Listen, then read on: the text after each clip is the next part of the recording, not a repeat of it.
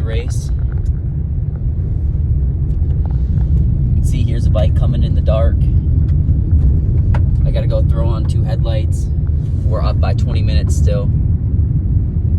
Northeast 24-hour challenge. You can see multiple bikes out there. It's like something you guys don't normally see. There's another bike going up the hill to the finish. Walking back over to the pit. All new washed up gear. 20-minute lead still.